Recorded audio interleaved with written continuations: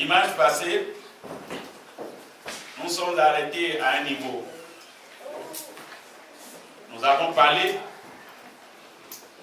de l'enseignement que Jésus a donné à ses disciples, d'aller dans le monde et de prêcher la parole.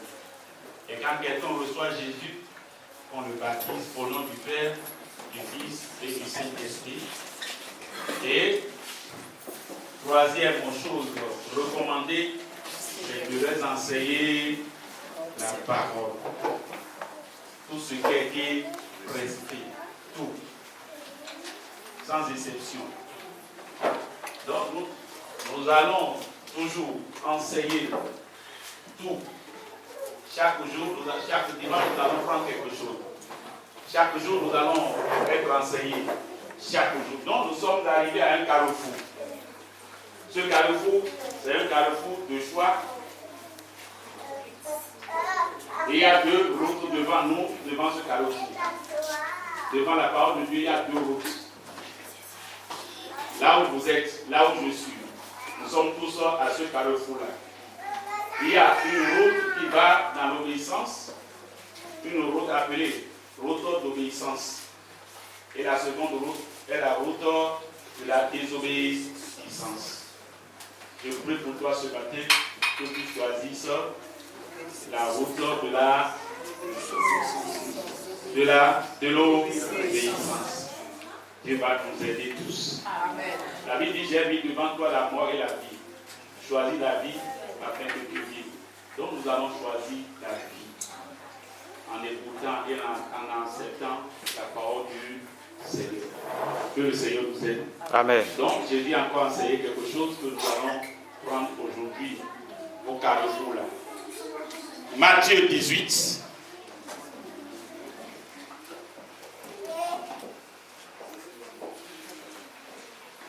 Matthieu 18.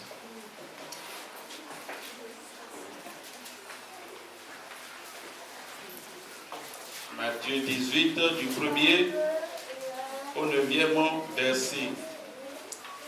Du 1er au 9e verset, qui dit: en ce moment, les disciples s'approchèrent de Jésus et dirent: qui donc est le plus grand dans le royaume des cieux?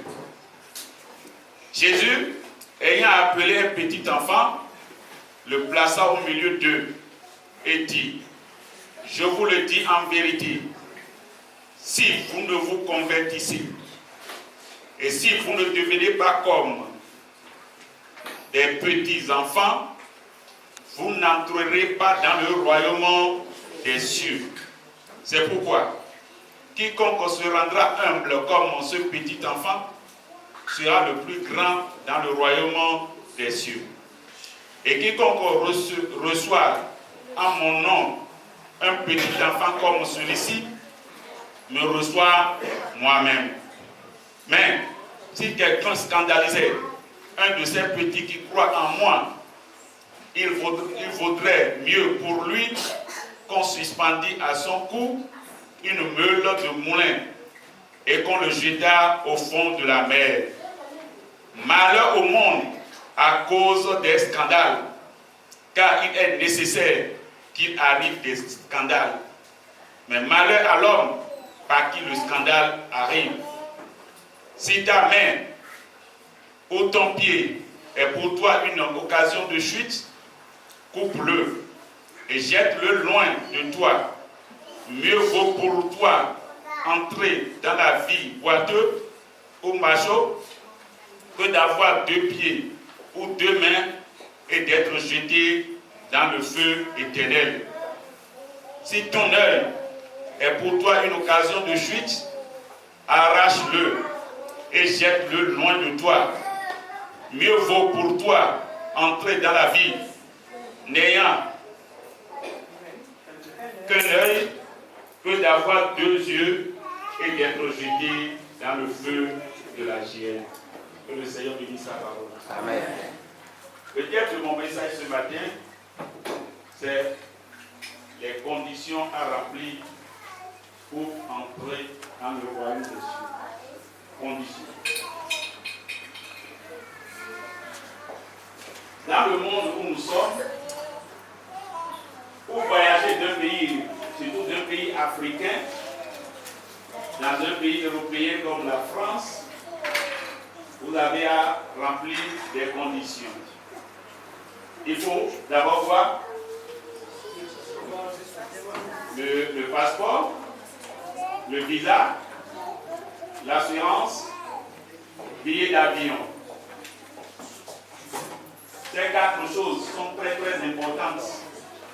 Oui, je sais que certains ont un voyage n'importe comment pour venir, hein, mais pour être dans la droite ligne, voilà ces choses qu'il faut pour pouvoir venir ici.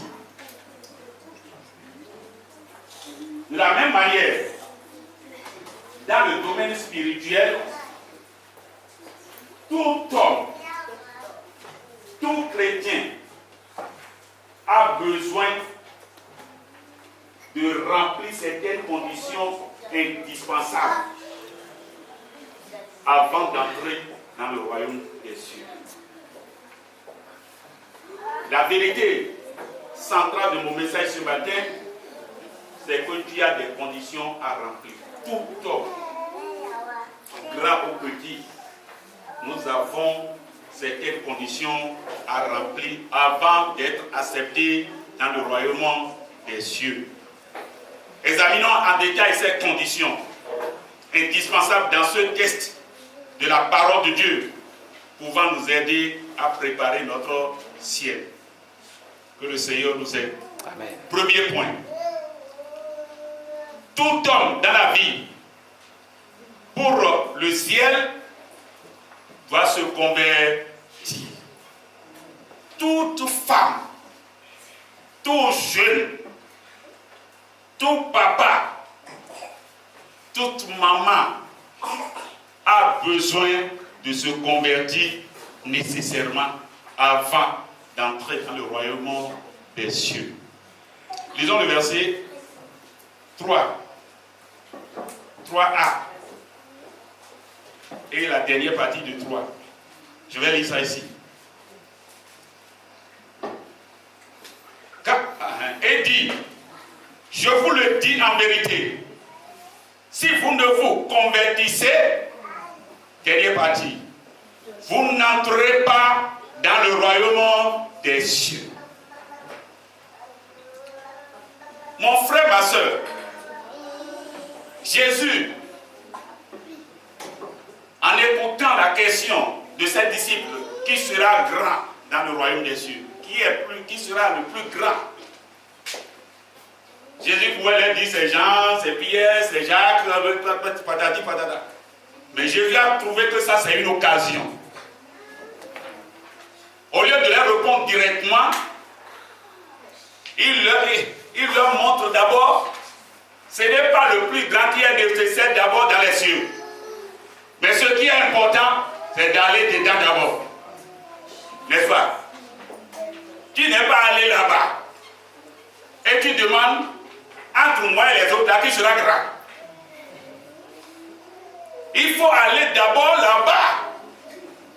Et Jésus leur pose maintenant des conditions. Premièrement, il faut que vous vous convertissiez. Sans la conversion, personne ne mettra pied dans les cieux. Sans la conversion, mon frère, ma soeur, nous sommes arrivés à un carrefour où nous avons le choix devant nous d'obéir ou de désobéir. Nous avons le choix de nous convertir ou de ne pas nous convertir. Donc se convertir veut dire quoi? Tourner en. Tourner en. Changer. Transformer. Dans le verset, on nous parle aussi de occasion de chute. Le verset 8 et 9. Si ta main ou ton pied est pour toi une occasion de chute, coupe-les et jette-les loin de toi. Mieux vaut pour toi entrer dans la vie boiteux ou macho que d'avoir les deux pieds ou les deux mains et d'être jeté dans le feu éternel. Le 9. Si ton œil est pour toi une occasion de chute, arrache-le et jette-le loin de toi. Mieux vaut pour toi entrer dans la vie n'ayant qu'un œil que d'avoir les deux yeux et d'être jeté dans le feu de la géhenne. Mon frère, ma soeur, occasion de chute, c'est tout ce qui peut nous éloigner de Dieu, tout ce qui peut nous éloigner, tout ce qui peut nous empêcher d'entrer dans le royaume des cieux, tout ce qui est contre la parole de Dieu. La Bible dit, nous devons nous débarrasser de ces choses. Lisez-moi Luc 13, versets 1 à 5. Luc 13, on va revenir encore sur le Matthieu. Luc 13. Luc 13, versets 1 à 5.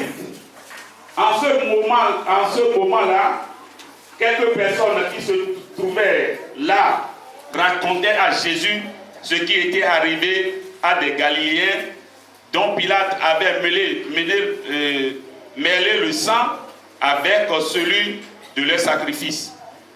Jésus leur répondit, « Croyez-vous que ces Galiléens fussent de plus grands pécheurs que tous les autres Galiléens parce qu'ils ont souffert de la sorte? Non, je vous le dis, mais si vous ne vous repentez pas, vous périrez tous également.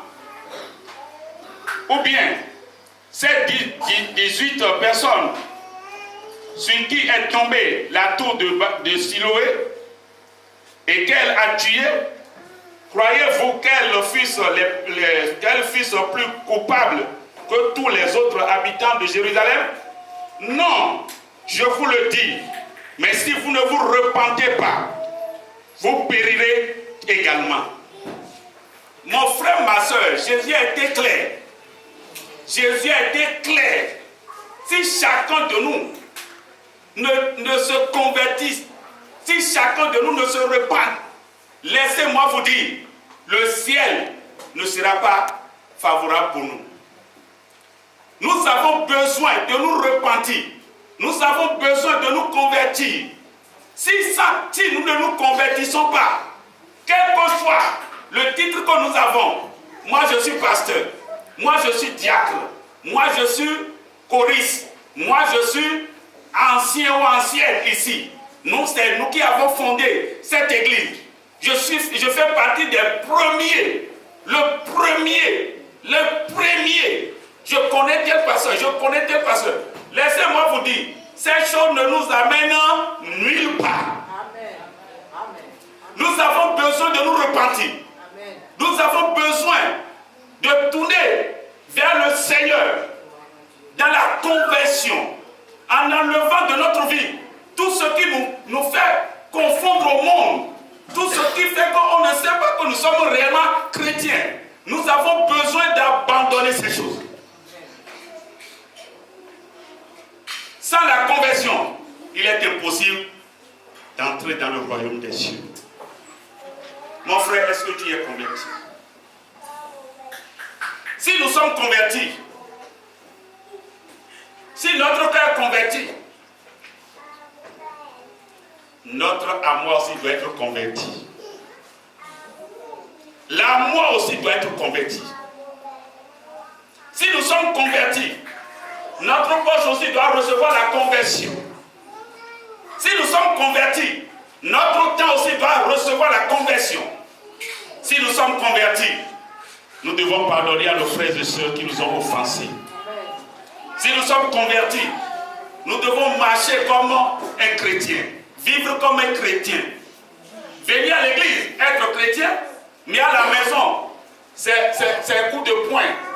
C'est prendre le corps de la Sainte Marie. C'est voler, c'est mentir. Mon frère, si nous sommes dans cette condition, nous pouvons être pasteurs. Le ciel est fermé pour nous. Amen. La conversion est capitale. Le tout ne suffit pas de venir à l'église et faire impressionner le monde. Non. La conversion. La conversion. La conversion. Elle est capitale. Elle est importante. Sans la conversion, nul ne peut plaire à Dieu. Sans la conversion, personne ne peut entrer dans le royaume. Nous pouvons tout faire. Nous pouvons être un grand donateur. C'est nous qui payons la dîme correctement. Mon frère, ma soeur, c'est moi qui enseigne beaucoup. J'enseigne tout le monde ici. Oui, c'est bon. Est-ce que nous enseignons nous-mêmes? Ce que nous demandons aux autres de faire, ce que la Bible nous demande de faire, est-ce que nous le faisons? Regarde, faisons un bilan pour voir en quoi j'ai échoué, en quoi j'ai obéi. Regardez, il y a plein de choses. Hier, je disais ici que entre les lions et les moustiques, qui doit tuer beaucoup, normalement?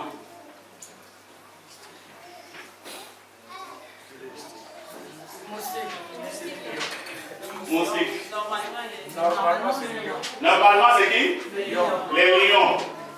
Mais, allez en Afrique. Vous êtes libre, il n'y a pas de moustiques ici. On ressemble aux moustiquaires. Nous, on est dedans dans les moustiquaires. Pourtant, les moustiques cherchent, ils font tout pour venir dedans. Pour nous contaminer. Non pour nous contaminer, non seulement pour nous contaminer, mais aussi pour amener des gens à la mort. Beaucoup sont morts à cause de Paris. Paris, seulement, moustiques, sans armes, sans pistolet. Mais, ils tuent fort. Des milliers, surtout les enfants, sont morts, plein. Écoutez-moi, le petit mystique boutique, c'est quoi? C'est le petit péché, tu dis. Ça c'est petit, ça n'a pas de problème, comme je n'ai pas volé, comme je n'ai pas forniqué, et ces petits-là, écoutez-moi, c'est le petit-là qui tue beaucoup. Ce que tu appelles petit, c'est ça qui est plus dangereux que le grand même. Je ne dis pas qu'il y a un péché grand, un péché petit, ce que tu considères comme petit, c'est ça qui est encore plus dangereux pour ta vie. Certains ont considéré le mensonge comme petit. Mais dans la Bible, le mensonge a tué des gens. Ananias et Saphira, ils sont martyrs, ils sont morts dans l'église. Petit péché. Donne-moi encore un petit péché. Il m'a fait ce qu'il m'a fait, je ne vais jamais le pardonner. C'est un petit péché, n'est-ce pas? Mais ça tue beaucoup. Nous avons une sœur zélée. Très zélée. Cette sœur-là, très zélée. C'est une maman dans l'église qui a fait plus de 30 ans dans l'église. Je dis plus de 30 ans. Cette sœur-là, elle est morte. Et quand elle est morte, son enfant, il a un garçon. L'enfant était choqué. L'enfant souffrait terriblement dans son cœur. Alors pourquoi cette mort maintenant? Il pleurait. Il pleurait. Finalement, après un moment, il s'est consolé. Et quand il s'est consolé, il a commencé à demander à Dieu, où se trouve ma maman maintenant? Seigneur, montre-moi maman. Vous savez, Dieu écoute les prières. Dieu lui montre sa maman. Quand il dormait dans un rêve, les rêves que nous négligeons, laissez-moi vous dire, c'est les rêves qui ont élevé Daniel, n'est-ce pas? Joseph. Dieu parle tantôt d'une manière, tantôt d'une autre. Mais les hommes ne prennent pas conscience à ça. Quand elle a prié, Dieu lui a montré le rêve. Il voit sa maman dans le feu, en train de souffrir, en train de souffrir, en train de crier, en train de crier. Il dit, maman, c'est quoi? Qu'est-ce qui s'est passé? Maman, pourquoi tu es là? Il dit, mon fils, pardonne à tous ceux qui ont péché contre toi. Tu sais qu'il y a un problème entre moi et quel Coris. Je ne l'ai jamais pardonné. La mort est venue me prendre. Et c'est à cause de ça que je suis là aujourd'hui. À cause de quoi? De non-pardon. Mon frère, ma soeur, qui tu as gardé dans ton cœur. Le pasteur, lui qui te donne à manger la nourriture du ciel, c'est lui que tu as gardé dans ton cœur. Ce qu'il m'a fait là, il verra. Je ne vais jamais le pardonner. C'est ton mari qui t'a offensé, c'est ta femme qui t'a offensé, c'est ton frère qui t'a offensé, c'est les gars qui t'ont offensé, Et tu as dit non, je ne vais jamais pardonner. Ce matin, pardonne. Amen. Amen. Si tu ne pardonnes pas, tu iras très loin. Très très loin. La conversion, elle est capitale. Quel péché tu as gardé? La fornication, l'adultère, le mensonge, l'hypocrisie, l'entêtement. Fais ta propre volonté, non la volonté de Dieu. Ce qui t'a pris, le péché là dans ta vie, laisse-moi te dire, c'est ce péché là qui va te détruire. Mais au nom de Jésus, tu vas laisser ça au nom de Jésus. Ouais. Mon frère, sans plus tarder, j'attends le deuxième point. Deuxième point. Tout homme doit devenir comme des petits enfants avant d'entrer dans le royaume de Dieu. 3b. Matthieu 3b. Et Matthieu 18, verset 3b. Et si vous ne devenez comme les petits enfants, vous n'entrerez pas dans le royaume des petits enfants. Je vais appeler un petit enfant. Comment elle s'appelle? Israël. Elle est là? Israëla, oui. Elle est là? Oui, viens. J'ai une petite fille, un petit enfant. Oui, viens vite. Regardez ce que je veux faire ce matin.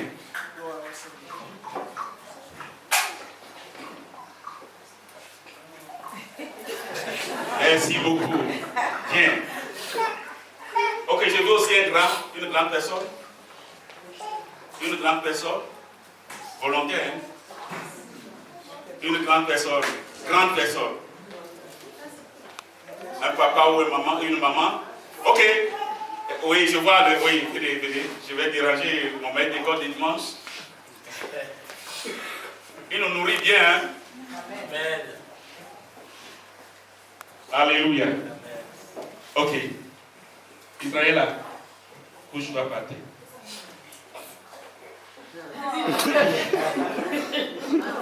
Tu n'as pas compris. Couche-toi par terre. Attends. Couche-toi. Non, j'ai dit de te coucher.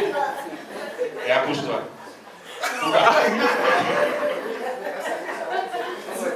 Ok, il y a un petit enfant qui peut nous aider rapidement.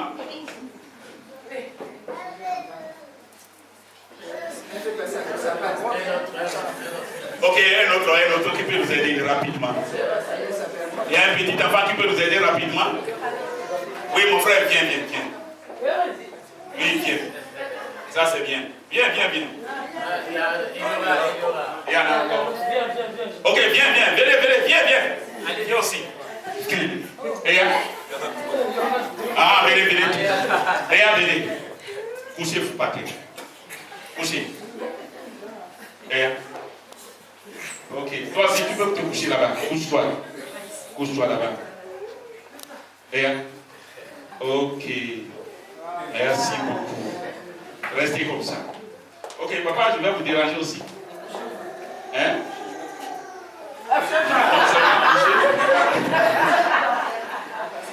Je veux que vous fassiez quelque chose. Vous avez de l'argent dans votre poche?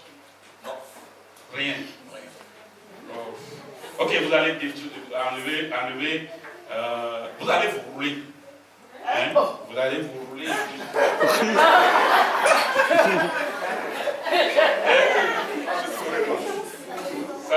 C'est pas possible. Vous allez rouler. C'est pas possible. Merci beaucoup. Que le Seigneur vous bénisse. Écoutez-moi. Les enfants, levez-vous. Que Dieu vous bénisse. Vous pouvez rouler jusque là-bas. Pas bien, n'est-ce pas? Ok. Mais allez-y. Soyez bénis. Merci beaucoup. Que Dieu vous bénisse. Oui, soyez bénis aussi. Écoutez-moi bien. La Bible dit,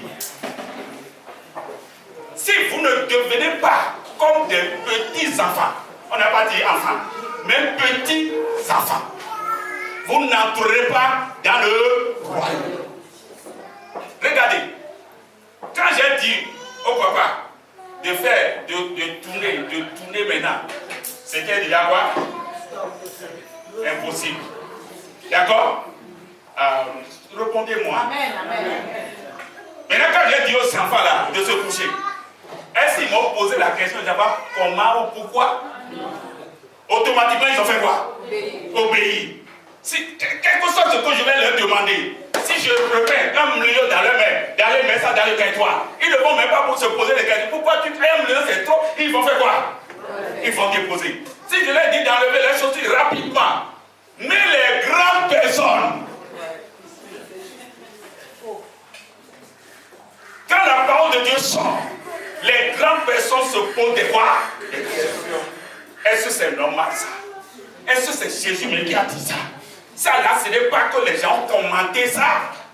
Et ils ont enlevé ce qui est nécessaire, ils ont placé quelque chose. Ce n'est pas le pasteur qui cherche les moyens pour faire ceci. Les grandes personnes se posent tellement de questions, résistent à l'ordre donné et ils font leur volonté. Amen. Écoutez-moi.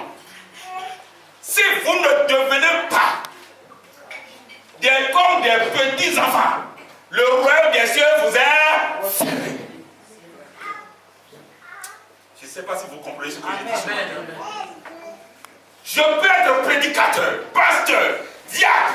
Je peux être riche, le plus riche dans cette église, le plus beau, la plus belle, la plus élégante.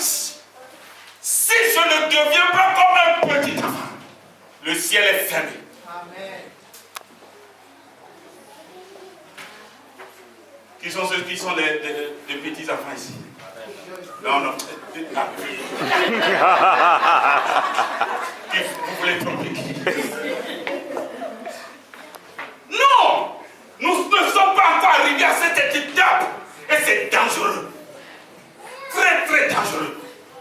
Si le Seigneur vient aujourd'hui, beaucoup de chrétiens vont rester. Des pasteurs vont rester. Des diacres vont rester. Des fidèles vont rester. Des travailleurs vont rester. À cause de cette chose-là, devenir petit enfant. Regardez la vie des petits enfants. Tu les gardes, ils pleurent, ils reviennent encore vers toi. Qui je vais taper ici maintenant? Et il va me laisser faire. Qui? Tu es prêt? Ok, nous sommes grands. Le royaume des cieux. Mettez croix sur ça. Qui je vais insulter maintenant? À qui je vais dire ou bien piétiner un peu maintenant? Il va me laisser. Le chrétien a refusé cette étape, cette condition. Ah non. Allez voir les maisons. Allez voir ce qui se passe dans les foyers. Entends, nos mamans disaient, j'ai déjà fait d'enfants là-bas. Pourquoi encore quitter? Vrai ou faux? Oui. Mais aujourd'hui, je vais partir. Je demande quoi? Divorce. C'est fini. À l'église, à la partout, divorce. Or, la parole de Dieu dit quoi? Il y a ce que Dieu a uni. Personne ne sait pas. Mais nous avons le culot de séparer ça. Beaucoup ont séparé à cause des petits problèmes. Laissez-moi vous dire, les problèmes vont venir. Tu peux être pasteur, tu peux être diable, tu peux être quoi. Tu vas rencontrer des problèmes. Alléluia. Amen. Si tu es noir, les blancs diront que vraiment ça, c'est du charbon. Si tu es élancé, les gens diront, ça c'est Goliath. Ça. Si tu es court, oh, c'est Zaché. Si tu es gros, si tu es mince, si tu es riche ou pauvre, tu as de problèmes. Tout le monde a de problèmes. Ok, mon frère, est-ce que vous avez des problèmes? Si. Vous avez de force. Les problèmes n'ont pas peur de votre force. Mon frère, ma soeur, tout le monde doit traverser des situations. À l'église, tu vas traverser. À l'église, tu vas rencontrer. À la maison, tu vas rencontrer. Mais il ne faut pas que ces problèmes nous séparent du Seigneur. Ils doivent arriver. C'est pourquoi Jésus dit, il y aura des scandales. Scandale là, il y en aura. Lisons le verset là. Le verset 7. Malheur au monde à cause des scandales, car il est nécessaire qu'il arrive des scandales. Dans ton foyer, des scandales. À l'église, des scandales. À la maison, des scandales. Au travail, scandale. Sur la voie, scandale. Partout, scandale. Il y aura des scandales. Écoutez-moi. Quand Jésus dit que vous aurez des tribulations dans ce monde, ce que lui a dit que tu auras, est-ce que le pasteur peut enlever ça?